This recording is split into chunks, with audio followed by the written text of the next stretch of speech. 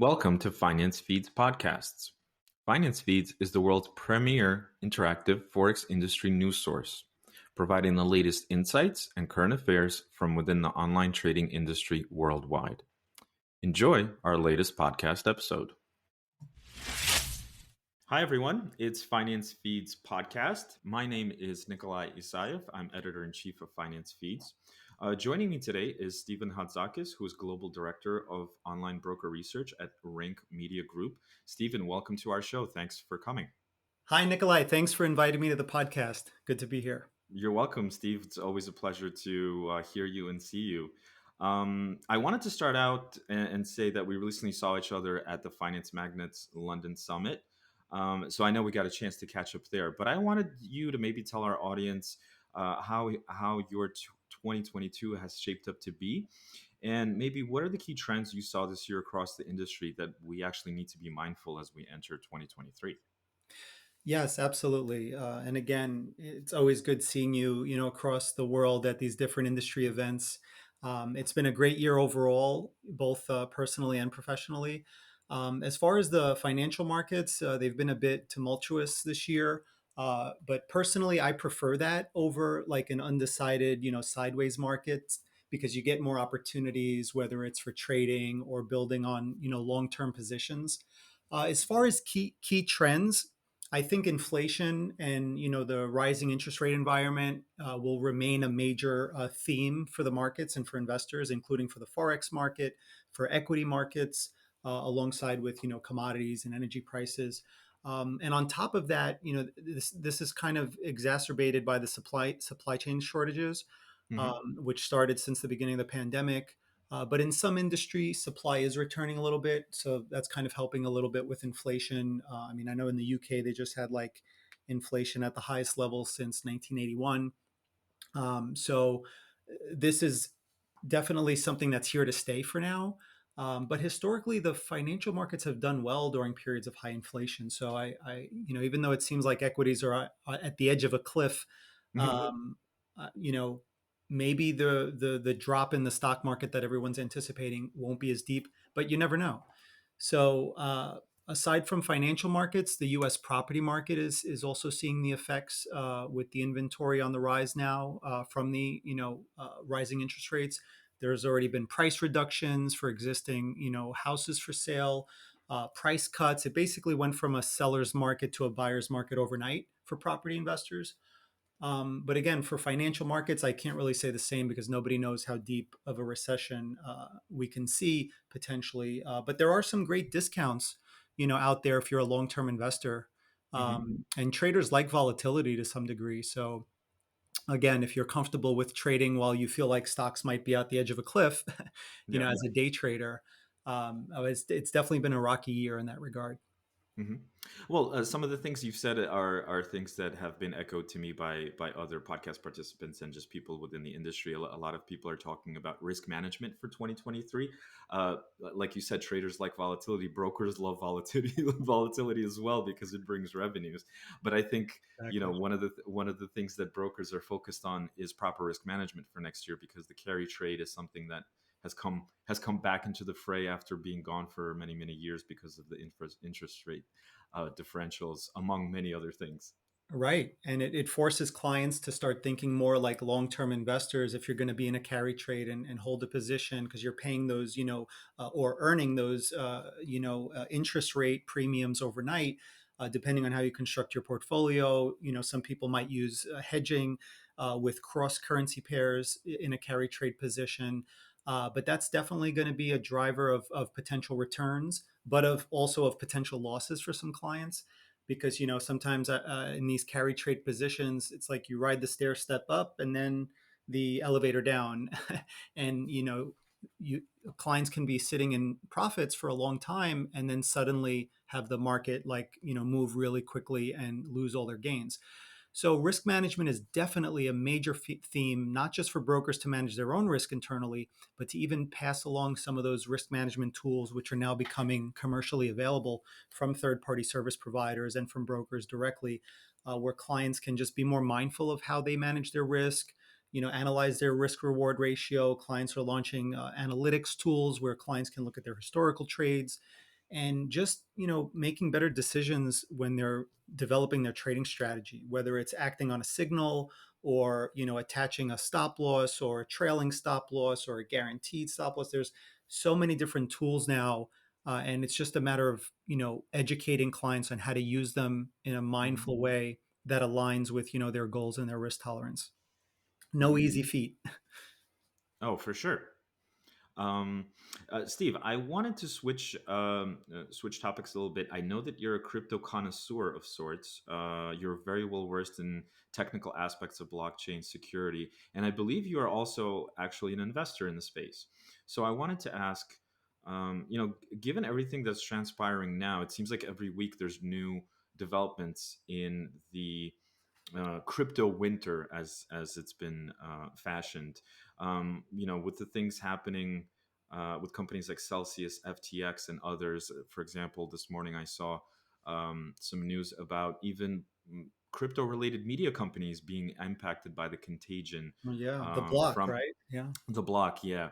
And I guess my main question to you with regards to all of this that's happening, how do we get out of this with at least some trust left from the public and investors, meaning trust in the crypto markets, in the crypto industry itself? Right. Well, I think there's a few ways to look at this. One way is that Bitcoin itself, at the network level, when you think of miners and hash rate and cryptography and the security mechanisms there, have not been affected by this all, but it's rather the fences that we've built around the Bitcoin network, such as that of brokerages and exchanges and payment providers and prime brokers, etc. And it's really, that's the area where regulation is surely needed.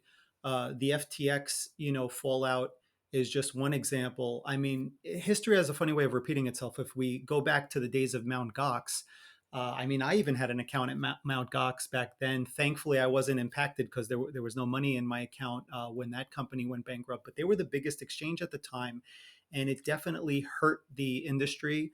But the industry grew from it, and I hope that's what happens now. Obviously, the fallout with FTX is a little bit different because there was contagion, right? It affected other companies.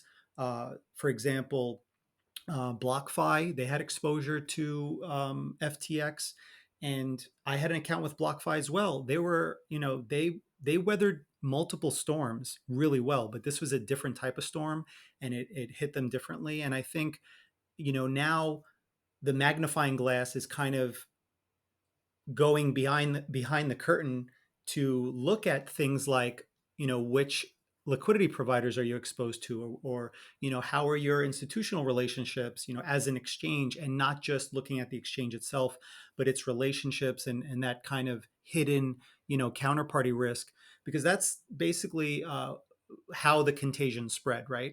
Hmm. Because of all these companies that had exposure to FTX, including Genesis, right? They're one of the largest prime brokers in crypto, owned by DCG, and they apparently owe Gemini a few $100 million. So, this story is still unfolding, and like you said, with the media company, but what does this all mean, right? So to answer your question, Hmm. regulation is definitely needed for the crypto exchanges. If we look at the securities brokerage industry in the US and how FINRA, operates with their membership model, and then the SEC is the governmental regulator, and or the forex industry and the derivatives and commodity space, where you have the CFTC as the regulator and you have the NFA with the membership driven a regulatory capacity as a a self-regulatory agency. That is something where we need in crypto, because in the US we have so many regulatory agencies, and up until now, all you needed was to be FinCEN registered and be a money service business, but that's really not enough. And it's a hard problem to solve, because if we put the crypto exchanges under the model of the stock brokerage business or the forex industry, um, you would still need extra mechanisms. So it's kind of, you need to like sort of merge what you have from FinCEN and the money service business, because they're handling actual money, right? The cryptocurrencies, it's not like securities where if you lose a share, the stock issuer could just reissue one. With crypto, it's like they're actually handling cash, sort akin to a bank, right? So you got Hmm. to combine some of the banking regulations with the money transmitter regulations, and then move that into a framework that is going to hold the crypto exchanges to the same standard as you would, the forex brokers or the stock brokers. There's a net capital requirement. The broker has to report their positions, because it doesn't mean regulators are going to prevent this from ever happening again, but the chances of it happening again are going to be much lower. And you'll have early detection through audits. You know how it is, right? As far as having worked in the forex industry and for NFA regulated companies in the U.S., they're very strict with the forex brokers. 20 years ago, there were scams in the forex industry in the US, and the regulators came in, they put the net capital up at 20 million, and it pretty much, had a massive consolidation effect in the industry. Maybe something that draconian is needed in the US. But I think up until now, the regulators have been doing a good job in the US by going after the token sales, because a lot of people lost a lot of money with the token sales. So the SEC was Sure. really strict there. They were applying the Howey test. They were trying to determine what's a token, what's not. The crypto exchanges had a little bit more sort of leeway as long as they got their minimum licenses. They weren't put under as much scrutiny. But now the time has come where, they need to be held to a much higher standard. There needs to be more transparency. How are they executing orders? Who are their LPs? What is their exposure? And what is a sufficient amount of net capital, of regulatory capital, that they have to have in reserves, so that if there is a massive volatility event, and they're exposed, a regulator could step in and put an injunction and freeze their accounts, as the CFTC has done in the past, Hmm. in similar situations. Again, it's not going to stop companies from going bankrupt. You'll still have an occasional type of refco situation, or even fraud with companies like PFG, which was an FCM, like 15 years ago, I think, that had similar issues. But definitely regulation, I think, is one of the key solutions for crypto exchanges. Hmm. Well, I think Steve, you bring, you talked about a few parallels with the forex market that I sincerely agree with, in the sense that we all have experience um, going through those years in the FX market with respect to certain market events that led to bankruptcies and things like that, and foreshadowed stricter regulations on the part of the U.S. I wanted to ask you briefly. You had mentioned with respect to possible regulations coming. The fact that crypto exchanges were essentially holding customer funds, right? Right. I would assume that these are custodial wallets that they're holding money in, so like hot wallets, so to say. Um, am I correct in that Yes. understanding, or? Yes. Crypto exchanges, you would, hope that they have a very sophisticated, custody process where they have both hot wallets and cold wallets. Mhm. So the wallet that you might, send your crypto to the exchange, they might be receiving that in a hot wallet, but then they may be transferring funds in and out of cold wallets. So Mhm. likely the wallet you're interacting with the exchange is a hot wallet, whereas the cold wallets, those addresses are not exposed directly to client hot wallets, but rather it's internally between the exchange's own hot wallets and their own cold wallets. Mhm. Like Coinbase, for example, they're known to have numerous cold storage, processes in place. But yeah, for your day-to-day stuff, they're going to have a lot of, inbound and outbound transactions going out of their hot wallets back to customers. Mhm. And from a technology perspective, Steve, couldn't the regulator, for example, require all exchanges to basically become non-custodial? In other words, make the clients hold the crypto themselves, send that crypto to the exchange when it's necessary, right? To conduct a trade or to, I don't know, top up an account.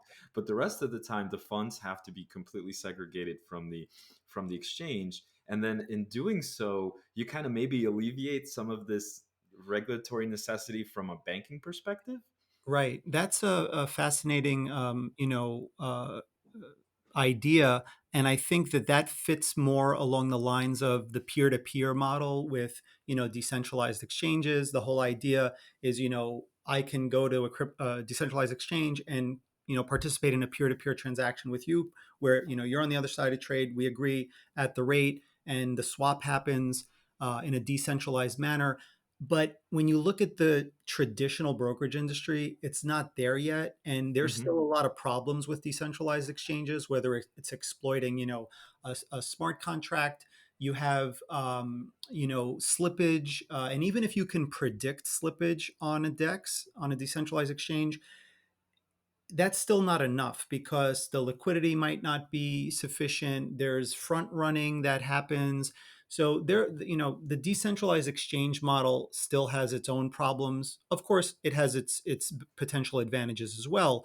But when you Hmm. think of mass scale brokerage products, and a company like a large crypto exchange, they necessarily have to custody a certain amount and have that fiduciary obligation, because you would lose time. Like if I'm a trader and I have the crypto in my own controlled wallet and I have to send it to an exchange to buy some currency or contract or other crypto, I'll be losing time in that transaction. So yeah, maybe in the future there's a mechanism where I could, click a button and then lock in that rate.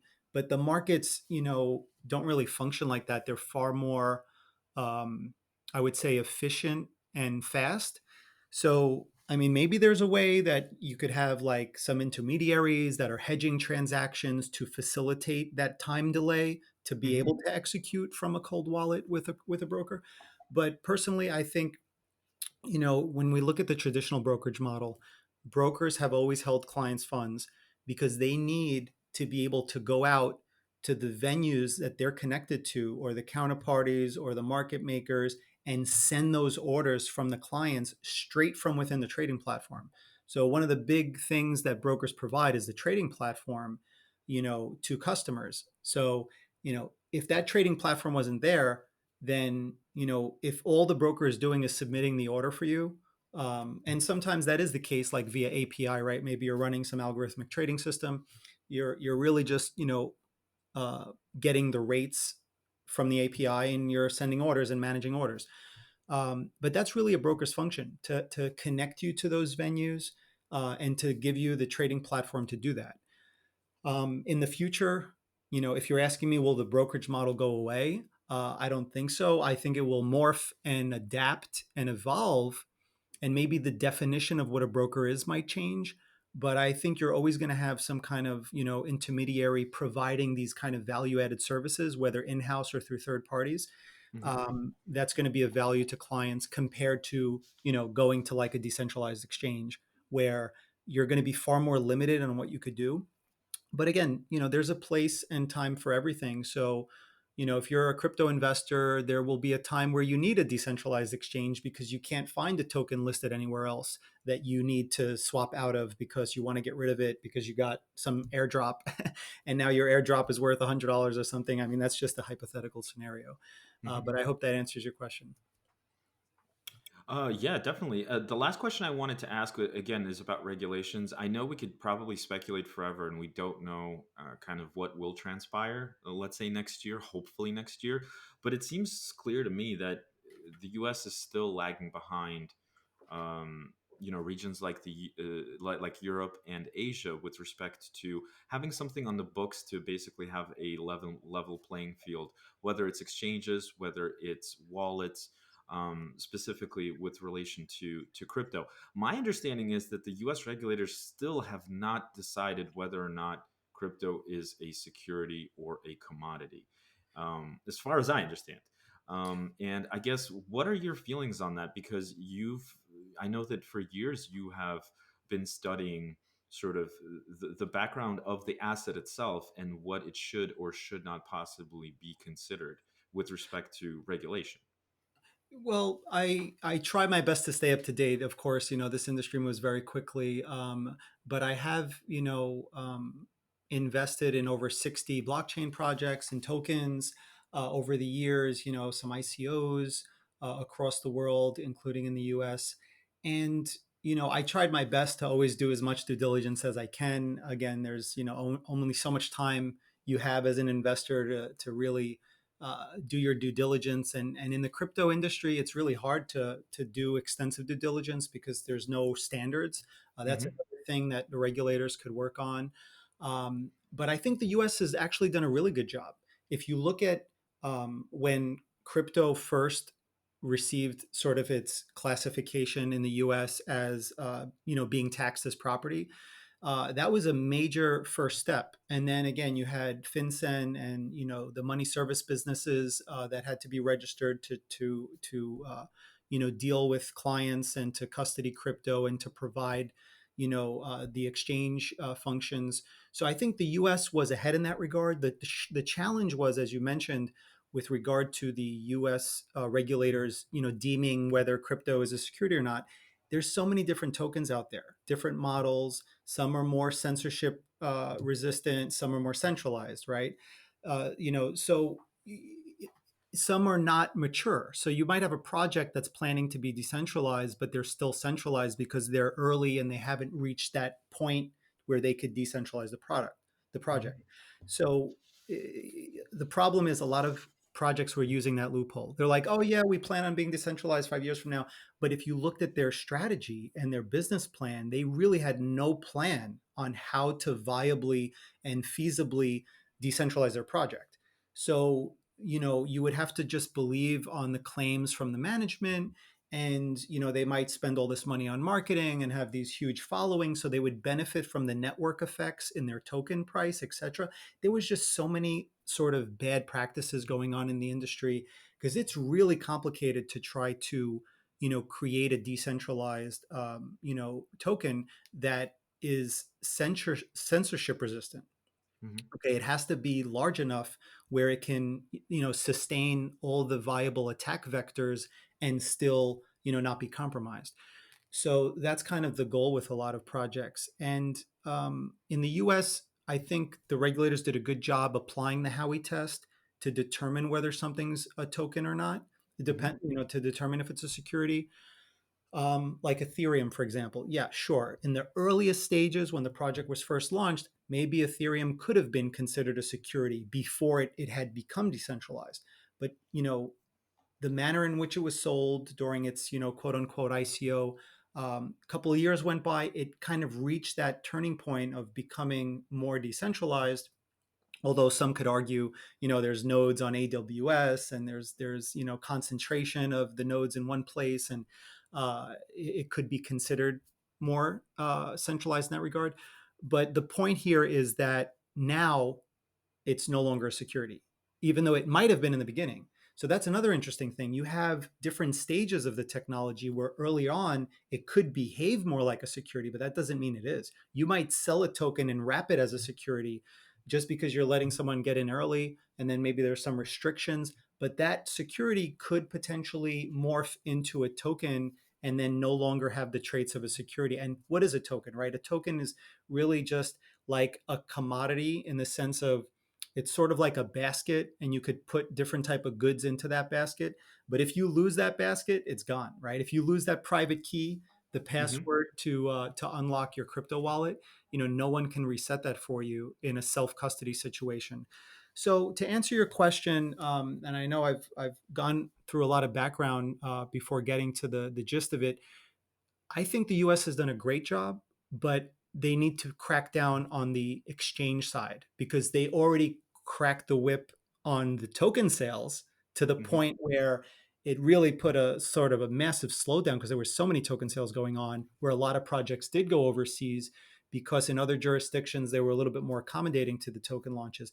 But otherwise, I think the US crypto industry is one of the most trusted alongside, that of Japan or Switzerland or other parts of the world where the markets have also evolved.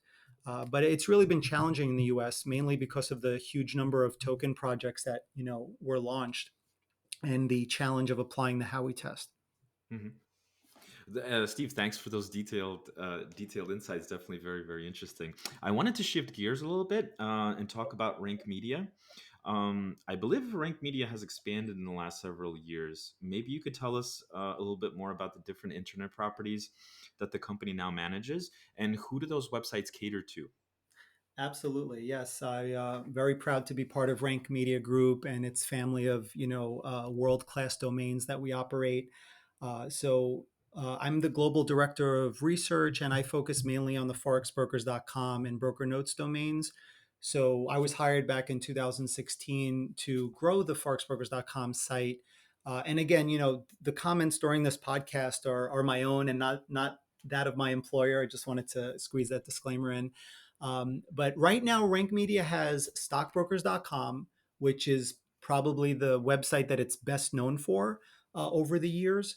It's been around for over a decade, one of the most trusted sources for online stockbroker reviews in the world. And it focuses primarily on the US market as well as stockbrokers in the UK and international stockbrokers as well, such as in Canada.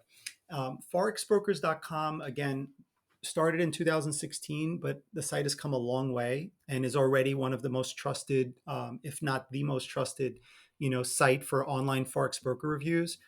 Because we go down the research process better than anyone else, in my opinion. We Hmm. literally have a scientific approach to how we gather variables and how we rank and rate brokers across a number of categories, and we disclose all this on the website. We're fully transparent about our methodology and research process. But to answer your question, there's stockbrokers.com, forexbrokers.com. There's also stocktrader.com, which covers sort of charting and different tools that traders use when they're analyzing markets. Then there's broker notes. As I mentioned, that was a domain that was recently acquired as well, which covers online forex broker reviews.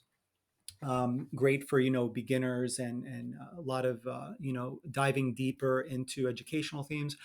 And finally, investor.com, which is obviously a massive name. Investor.com was purchased, I believe, back in 2018, and it's everything personal finance related, and researching whether it's a financial advisor or an RIA. You can find the best credit card, the best high yield savings account. I mean, the site is growing really rapidly. So these are our core domains, these five. And we also recently became B Corp certified. So yeah, very proud to be part of the Rank Media Group family of companies. And I work with some incredibly talented people, and we have an amazing culture. Hmm. That's great. Steve, I wanted to ask you, I think you mentioned stocktraders.com, right? Or Yeah, stock trades. stocktrader.com. Yes, Stocktrader.com. exactly. Does that website basically review like software and other things that traders could use on on a intraday or for their day trading and stuff like that? Exactly. Oh. Exactly. Can you speak a little bit more about that? That sounds very interesting to me. Yeah, it's not just reviews about software. It can also be like tips about day trading, or the 10 reasons why you shouldn't day trade. you know things like that. So it's kind of just a collection of excellent wisdom and intelligence from experienced traders and from our founders. And yeah, I would encourage you to take a look at the site. And we also cover various popular software from the industry, as far as from stock trading. We probably mention a couple of forex companies as well. Across our domains, there is some organic sort of interlinking. So it's Mhm. all part of one big story. I see. Great. And Steve, wanted to ask a little bit more about the methodology that you use to rank companies, whether it's forex brokers or equities brokers and things like that. If we talk specifically about FX, I would argue that we have always lived historically with um, heavily regulated jurisdictions like the United States, the UK, Australia, which, in my mind, in terms of your methodology, give a company a certain amount of points or credibility, or however you want to call it, within your methodology and your rankings, right, that you use, and with respect to your research. But since, like, let's say 2016, when you said that forexbrokers.com was launched, I would say that there have been certain jurisdictions that have come about that arguably have strong mechanisms for enforcement, reporting, and other things that we would expect from a well-regulated jurisdiction. One of them that comes to mind is CISIC, or Cyprus, Right. as we all know. Um, has your methodology over the years sort of changed to incorporate other regions, or perhaps some other things within your research that you take into account when ranking brokers? Oh, absolutely. Yes, it's continually evolving. I mean, if you look in 2016, we had some of the most trusted regulators, and then we launched our Trust Score, which is a proprietary, formula and algorithm that takes into consideration things like the number of licenses a broker has, in which jurisdictions. Are they a public company? Do they have a banking license? How many years have they been in business? So we look at a number of factors, and we also recognized that certain jurisdictions were evolving. They were starting to crack down and take action and enforcement and really enforce the compliance. And we slowly but surely started to add a number of these jurisdictions into our trust score and as variables, so we can track this across the industry. Because we pay attention to things like that. If more and more brokers start acquiring a license in some jurisdiction, we'll look at that jurisdiction more closely. And obviously there's a big difference between somewhere like you said in Cyprus versus the Marshall Islands, right, or St. Vincent. So if you look on our trust score, if you go on forexbrokers.com /trust dash score, we Mhm. list out like all the regulatory licenses across different tiers. So like tier one, you have like the US, the UK, Switzerland, New Zealand, Singapore, Japan, Hong Kong, Canada, Australia, Ireland, and the rest of the EU in terms of MIFID. With obviously you have the passporting, so we do factor the passporting as well, as that is a little bit different. There is a little bit of regulatory arbitrage going on within the EU, but it's pretty much kind of normalized itself, I would say, over the past 10 years. Initially, we had Cyprus actually as tier two because of what was going on there over 10 years ago. When you think of how it's evolved, right? It was a lot more strict in the UK, right? That was a Mhm. much more coveted license. But now, again, with MIFID, even though the UK has left the EU, Cyprus has really stepped it up when it comes to enforcement and taking action against its members and SIFs, if they're not behaving properly. Then, when you look at other tier two jurisdictions like, India, Israel, Russia, South Africa, Thailand, United Arab Emirates, we have a number of candidates that we're looking to add into this mix. So we're constantly working on updating the methodology. And then, tier three would be places like the Bahamas or Belize or Bermuda or the BVI, the Cayman Islands, Mauritius, or Vanuatu, even, which is one of the most recent additions, given that they've stepped up, their, requirement for firms as far as having like a minimum capital, as well as some enforcement to their financial services acts and whatnot. As far as our methodology of ranking and rating, again, we list this all on our site. So we've evolved it over the years, but we followed in the footsteps of the success of stockbrokers.com, and we just adopted everything to the Forex industry. Mhm. So we have variables related to the FX industry, and we look at the fine details of each category. So if you look at the major categories, on our site, such as the commissions and fees, the platforms and tools, the mobile trading apps, the market research, the educational materials, the trust score, we rank over 100 variables across all these major categories, and then that gives us our overall rankings. So when you go into detail for each category, you can see, which broker did the best in the commissions category, right?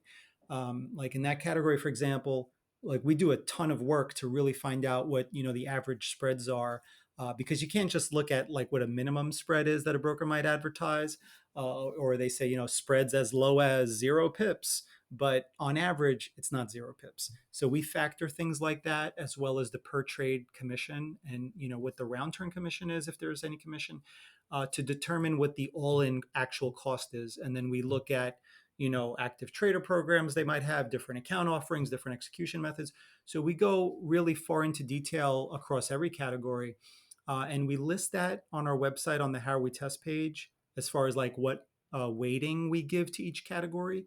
And then we also have secondary categories where we look at like the best in class brokers for social copy trading, or for MetaTrader, or for crypto trading, for algo trading, right? And yeah, every year we publish our results, our annual. We had an annual review process, but we've just recently shifted actually to more of a dynamic approach, where we were noticing.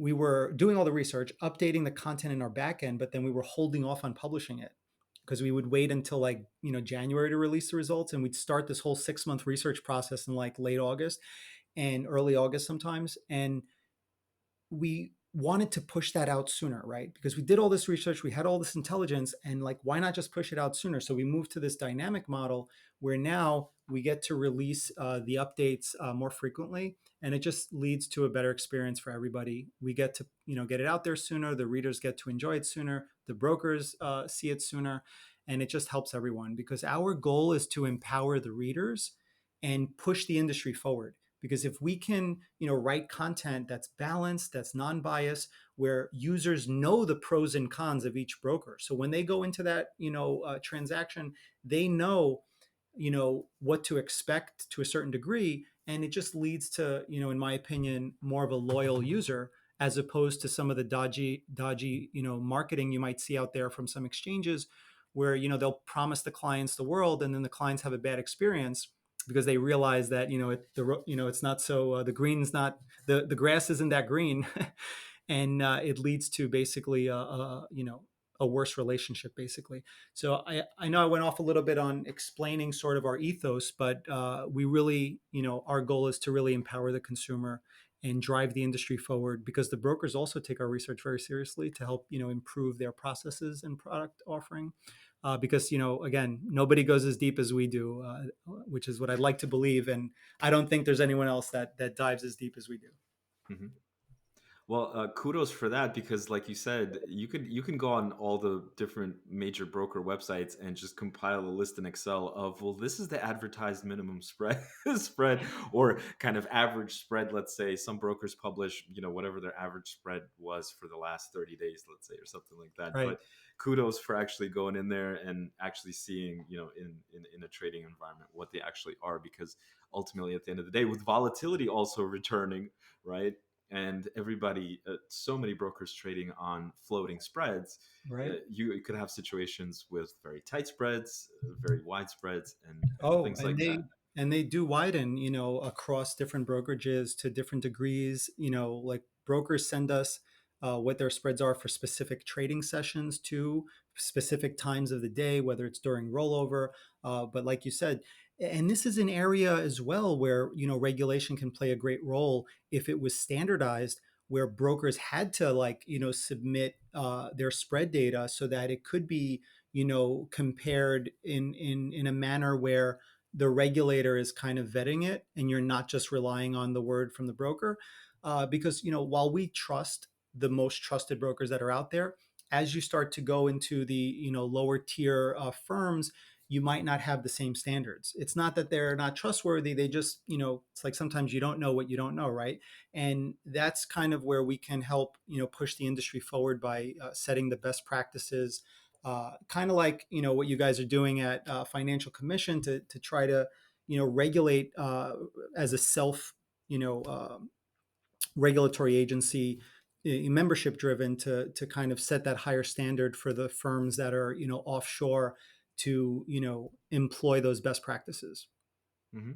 Yeah, and I mean, in that business, the way we do it is we actually work with an outside third party called Verify My Trade, which essentially kind of does what you're speaking about. It's brokers who participate in this monthly order execution quality certification. They essentially have to send over 5,000 completed orders that were on their books, and essentially have that go through an independent analysis every month, and then to see how many of those trades were actually executed at, well, there's different categories of quality that they measure, like, so let's say excellent, fair, poor, very good, not good, and things like that, to give you a clearer Right. picture of what some of the executions were for the prior month. And I think the idea that you brought about is actually a very good idea, because I know that from a technological perspective, there are firms out there. If a broker cannot sort of compile some of these standardized statistics or data to submit, I know that there's third party providers out there that actually work with forex brokerages to satisfy, like, some of the MiFID requirements, Right. RTS. I believe RTS reports are still Yeah. around, you know. In So Europe. they yeah, so they work with brokers to essentially extrapolate the data, make sure that it's correct, and also make sure that it parses correctly when it's sent to whatever agency it needs to be sent to for review. So I think if the regulators can sort of get together and think about this as a requirement going forward, perhaps it's something that's doable. I completely agree with you, because that would make things a lot more transparent. Absolutely. And many brokers are already starting to put out their transparency and execution reports, but it's kind of on a self sort of regulatory basis, right? They're self-regulating, and but it needs to come from the top down. So perhaps it could be from the global FX code. Maybe the global FX code could update their code to reflect some best practice when it comes to publishing spread data or sharing it, whether it's for regulatory reporting in somewhere like the EU. But there definitely needs to be something that's global to avoid these kind of loopholes and regulatory arbitrage that otherwise happens. But these are no, I totally agree with you. These are would be a great endeavor to help bring more transparency to the broker pricing, which is what we're trying to do. So that was just an example of like how we approach commissions and fees. We take the same detailed approach across all the other categories, Hmm. whether it's looking at trading platforms or market research or education or mobile trading apps. We literally have dozens of variables across each category. We capture all that data, and then we compare each broker across their peers across every category.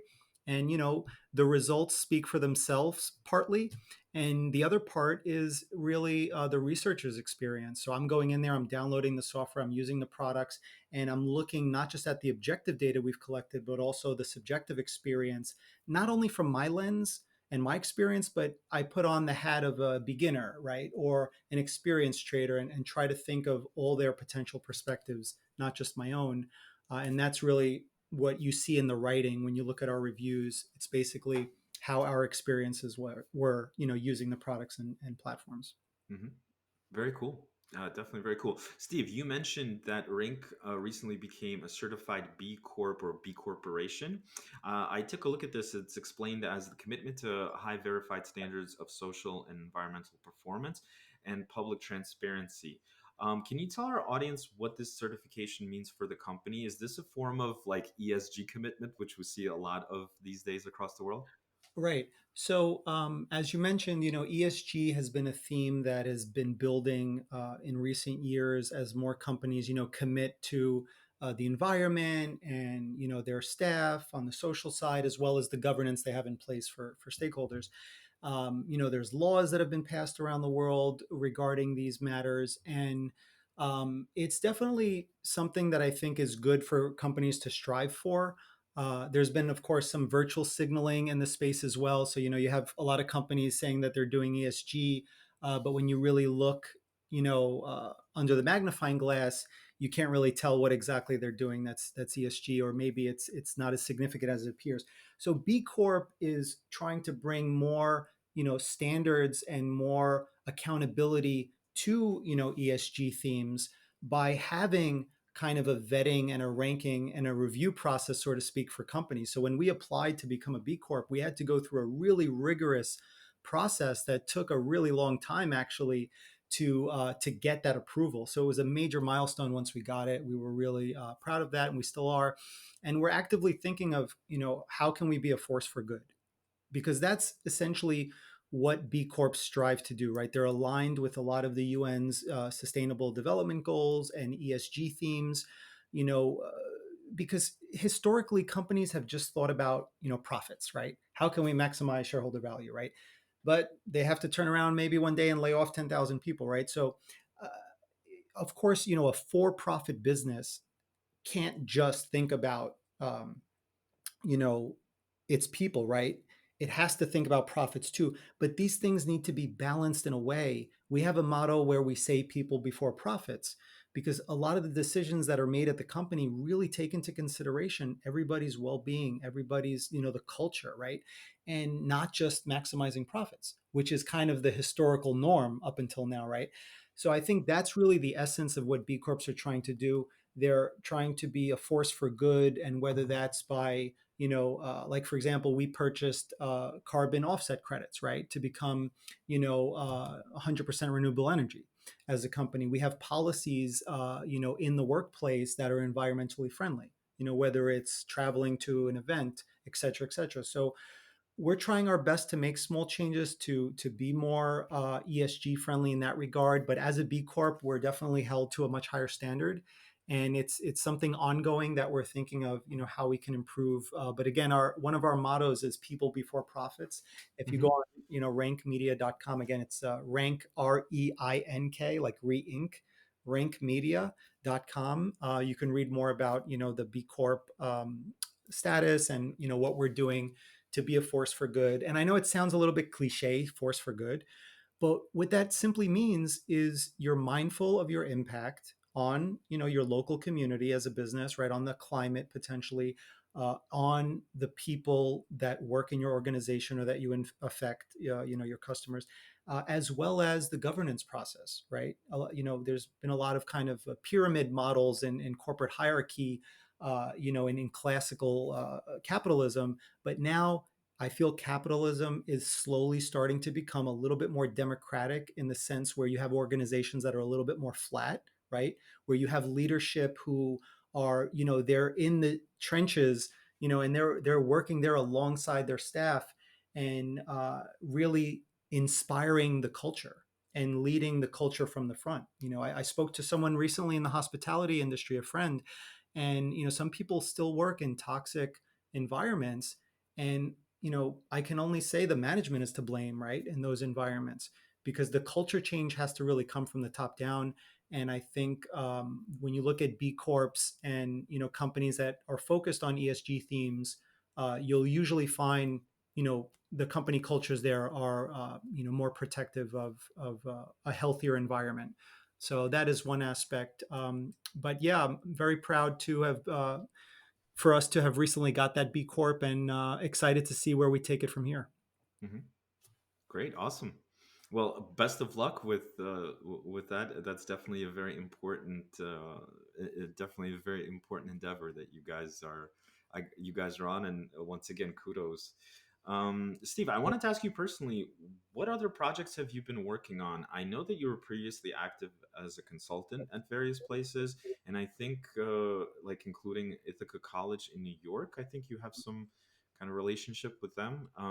Perhaps you can talk a little bit more about that. Yeah, sure. I mean, I've advised over a dozen fintech startups, including some blockchain projects over the years, and definitely learned a lot during those experiences. In addition to learning as an investor in over 60 projects myself, whether it be understanding token economics and game theory related to different attack vectors, looking more closely at cryptography, writing a couple of my own programs, including some crypto software. I am bullish on the technology overall, and believe Bitcoin has a lot of potential beyond just its price, alongside other use cases for bona fide tokens and projects. But there still remains a lot of challenges, and the best practices are evolving. So aside from those kind of advisory roles that I held, and some that I still do, Ithaca College, they invited me to join their advisory board for their cybersecurity program. And I definitely took that opportunity because, cybersecurity is a major theme when it comes to the convergence of, cryptocurrency with online financial services products. So even without cryptocurrency, cybersecurity is still important. You want to be safe online, right? You want to access your, private information securely. Nobody wants to get hacked or compromised, and it's increasingly complex to navigate the web in a secure manner and to identify the different threats that exist. So the Ithaca course the cybersecurity course that Ithaca offers, I think, is a great way for professionals to dip their toe into the cybersecurity side, because you don't have to be a cybersecurity expert or hold that type of role to learn about cybersecurity, and it can benefit everybody in an organization, because again, it's something that has to be part of the culture and not just something that you kind of mitigate to the chief security officer or the chief information officer. It literally, everybody needs to be mindful of best practices, because hackers are very sophisticated, right? They'll send you a text message or an email. I mean, the way that they can social engineer nowadays, whether it's typo squatting or the risks are constantly evolving. So as part of my role as an advisor on their cybersecurity board, I have been able to participate in meetings with them, with their board, and just look again at the challenges that are faced in the cybersecurity industry, because that's another industry that's evolving. But yeah, it's exciting because again, there are many parallels between that and modern day financial services, and the convergence of cryptography and cryptocurrency into the modern financial services array of products. Hmm. Yeah, Steve, I think in 2023, we're going to have to do a separate podcast just on cybersecurity and how it relates to crypto and just online businesses in general, because I keep seeing, it's the end of the year, and I keep seeing a bunch of studies come up which are published pretty much at the end of every year in terms of crypto scams and which countries are affected, and all kinds of other scams that are not specifically related to crypto. And it seems like every year they keep growing, and they keep growing, especially in really heavily policed, I would say, jurisdictions like the US, like in Australia, and in the UK as well, where it seems like we have the FBI, we have other agencies, law enforcement agencies, that are able to sometimes um, find these scams or infiltrate these scams, or actually return funds to their rightful owner if there was some sort of security breach. Um, but at the Right. end of the day, it just seems still very, very much overwhelming. It is. And, I can't emphasize enough how important it is for, retail investors and even professionals to stay safe and to avoid scams. There's so many scams, even from brokers, right? There's brokers out there masquerading to be legitimate firms, and they can be outright scams. So there's so many scammers, especially on social media. I mean, I'm not even famous. I get impersonated all the time on social media. There's so many of these fake, accounts out there on whether it's TikTok or Twitter or Instagram or Telegram. I mean, I've spent so much time just reporting these accounts. Unfortunately, platforms like Facebook or Instagram don't really ban the impersonating accounts that well. So it's unfortunate, but hopefully the social platforms start to step it up as well to crack down on the imposters, because that's another thing, to your point, that we have to watch out for when it comes to cybersecurity. It's avoiding these fake profiles, right? And Hmm. and or it's a fake email maybe. Like when I get emails from financial institutions requesting information from me, not only do I look at the sender, but I ask myself, would they really write this? Do I really need to provide this information via this email? Let me just go to their website directly and make sure. So it's always important to visit the official site and be sure you're on the official site, with the trusted financial institution you're dealing with, to avoid scams. So that's one of the big things, with our trust score on forexbrokers.com, that we always try to kind of remind people, because I can't tell you how many emails I get from clients who have been victims of scams somewhere around the world. And it's more awareness that's needed, to your point, on cybersecurity and how they can stay safe. And we're even seeing a lot of brokers put out content now, along those lines of cybersecurity and avoiding scams. Hmm.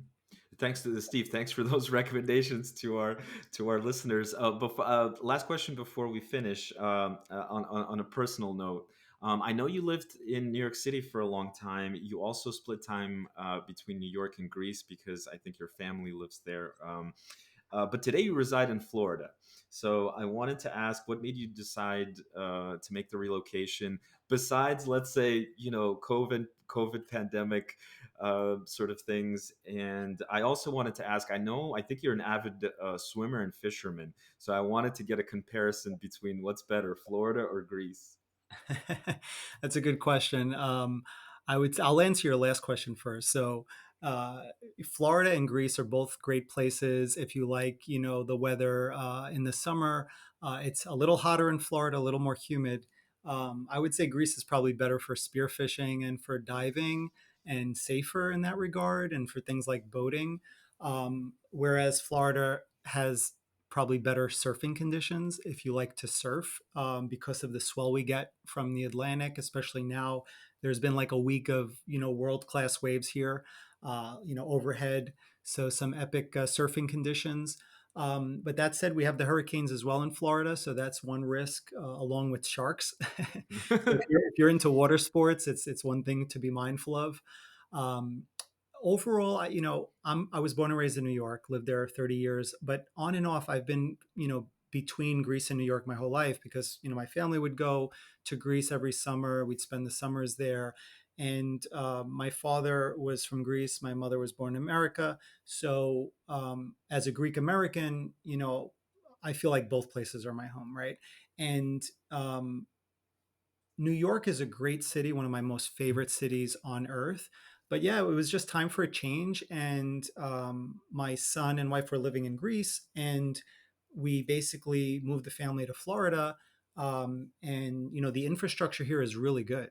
When you look at the pace of development and the number of houses that have been being built and the number of people buying, the infrastructure has really evolved. The state has so much money in its surplus, and all that money has been going back into fixing the roads and improving the schools, and again, the infrastructure is amazing. I remember even setting up my electric utilities.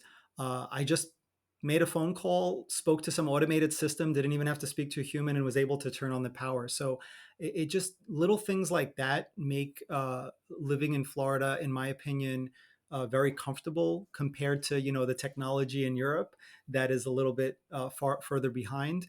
Mhm. But I think in a lot of places in the US, it's probably like that now in terms of improved infrastructure and technology. When you look at the states and the local counties and, the ordinances and whatnot. But yeah, very grateful to be able to spend my time between Greece and Florida and try to, capture the best of both worlds. But I don't miss the cold in New York. That's one thing. That's one thing I'll say. But at the same time, the heat in Florida can be overwhelming. So Sure. you got to. Well, I mean, it is. We're approaching winter time now, so it should be maybe in the 70s during the winter, or even colder sometimes, I guess, in Florida. But Yeah, um, no, thanks for those insights. Definitely very interesting, Steve, in terms of Greece, Florida, New York, and things like that.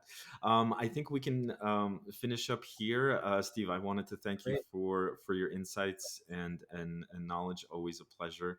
Hopefully our listeners got a lot out of this as well. And like I mentioned before, I think in 2023, perhaps we should do a more dedicated episode which could deal with cybersecurity and scams, because I think that's a topic that's very important to discuss, and maybe we can prepare some materials for our listeners that would be interesting in the sense that we could give them tips or give them scenarios that they can study and understand how to deal with um, you know an email, a text message, or some unsolicited communication that they receive, and make sure that they don't lose their funds.